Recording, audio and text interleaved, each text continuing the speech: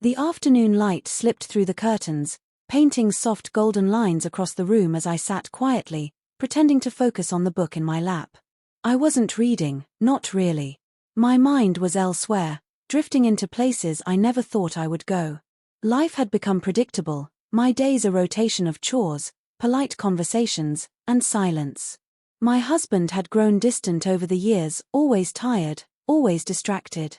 I told myself it was natural, that marriages evolved into routine, that passion belonged to youth. But deep down, I missed the feeling of being wanted, missed the spark of being truly seen. When my son first introduced his new friend, I didn't think much of it. He was polite, charming in a way that carried confidence without arrogance. Tall, broad-shouldered, with a presence that filled the room. There was something about the way he carried himself, assured, calm, with a quiet intensity that drew my eyes to him even when I told myself not to look. I noticed how his smile lingered longer than necessary when he greeted me, how his voice seemed warmer when he spoke directly to me, different from the casual way he talked to others. At first, I brushed it aside as my imagination, refusing to let such dangerous thoughts grow roots. He was my son's friend, much younger, someone who had no place in my private world. Yet the way he looked at me seemed deliberate, heavy with meaning I couldn't ignore. There were moments when our eyes met across the room and I felt a rush of heat climb my skin, a silent acknowledgement passing between us. He never crossed any obvious boundary, never said anything inappropriate, but the tension was there, unspoken, undeniable. I told myself it was harmless, just a trick of my lonely mind.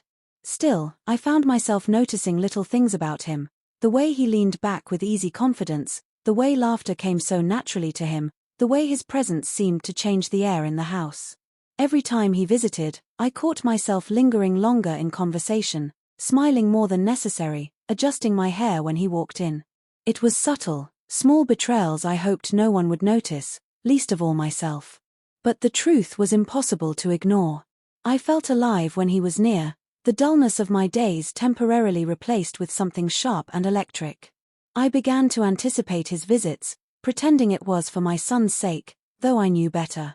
I told myself I was too sensible, too experienced to indulge such foolishness.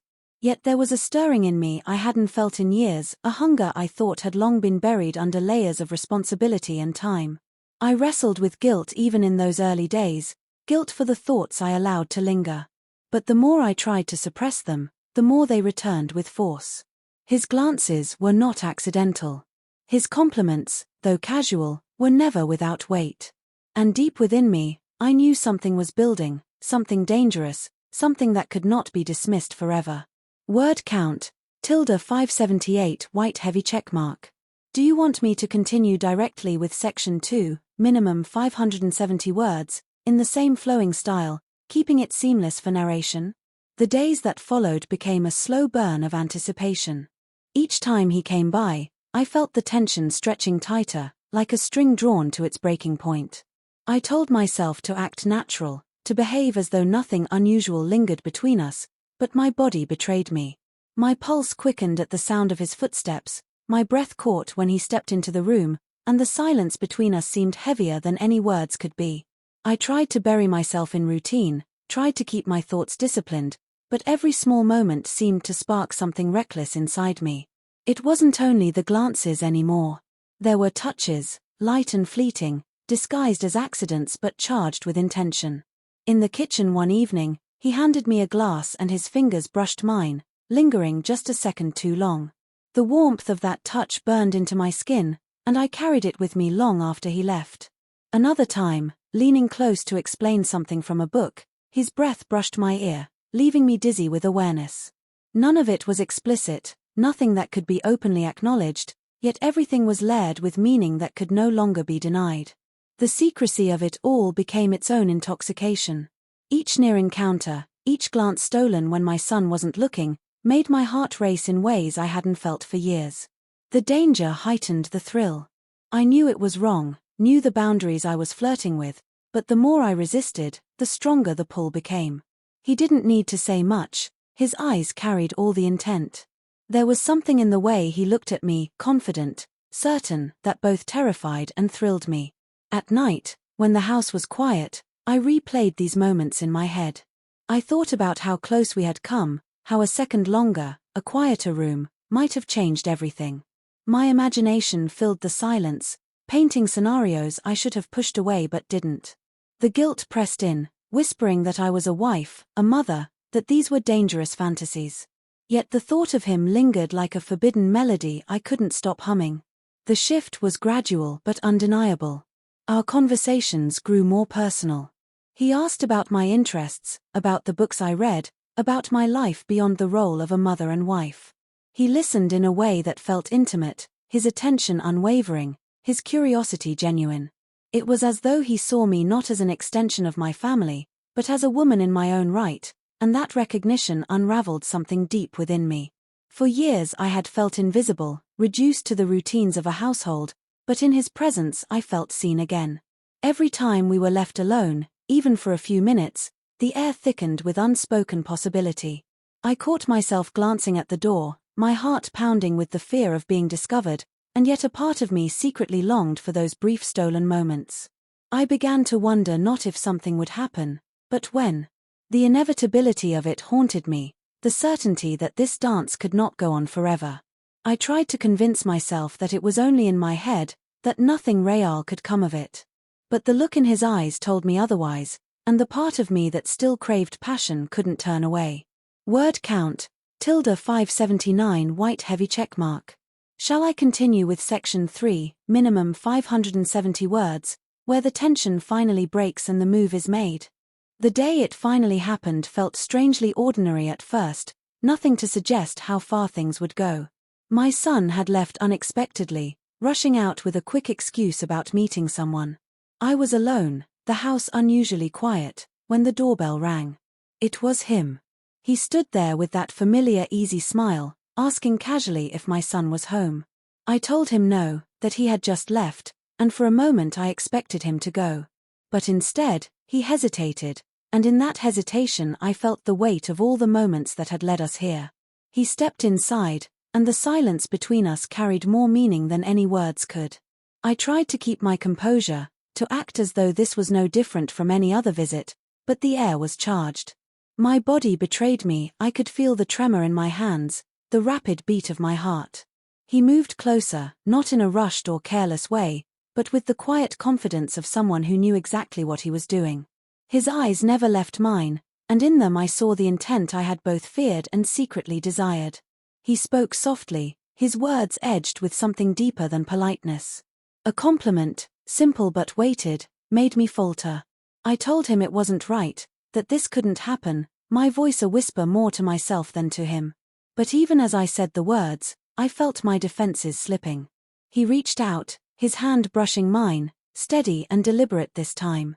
The contact sent a shiver through me, awakening everything I had tried so hard to suppress. For a moment, I turned away, clinging to the remnants of restraint. But then he stepped closer, his presence overwhelming, his voice low and certain. There was no force, no pressure, just a persistence that drew me in, a temptation that matched the hunger already alive within me. My protests grew weaker, dissolving into silence as I met his gaze.